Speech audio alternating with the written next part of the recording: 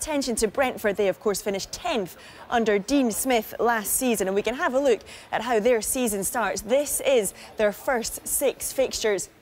So they start with that away trip to Sheffield United. They are then home to Nottingham Forest, home against Bristol City. Then it is an away trip to Ipswich. They are at home against Wolves, and their first 6 finishes with an away trip to Aston Villa. And we can get more reaction now. As you can see there, we are joined by Mark Devlin, the Brentford Chief Executive, now live to talk to us a bit more about this. Mark, a tough away fixture first up for you. How are your preparations for the new season going, though? The preparation's going very well, thanks, Joe. The directors of football have been busy scouring the market, and no doubt we'll be looking to add a couple of new faces to the squad. We really pleased with the way we finished last year. 3 years in the Championship, top 10 finishes each time. The pitch preparations are going well, and the players return on a week on Monday. So everything's gearing up and looking forward to it, and it always gets very exciting when the fixtures are actually released. And the first game at Griffin Park's against Nottingham Forest. There won't be too many more opening day fixtures there, though. How is work going on the new stadium? Work is going well. We've started to clear the site. We hope to be able to break ground later this year, early next year, and the plan is still to be into the new stadium for July 2019. So yes, we don't expect many more seasons here. Just another 2 now. And of course, before the league fixtures get underway, you've got that pre-season match against Southampton. This game, it does have an added significance. Can you just tell us why?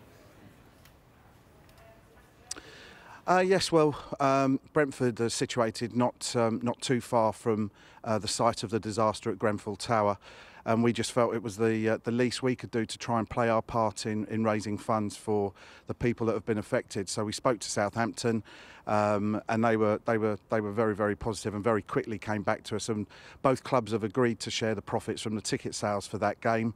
And we will add whatever we can raise to that to the disaster fund, and hopefully there'll be some other activities to raise funds on the day as well. So that game, I hope, now will attract a bigger crowd than we would normally expect for a pre-season game, with all the funds going to the Grenfell Tower disaster fund. Yeah, absolutely. It's a fantastic thing that you are doing there. Let's talk a little bit about transfers. Jota being linked with several Premier League clubs. Do you have any news for us on his future? No, as far as we're concerned, Jota will be playing his football at Griffin Park next year.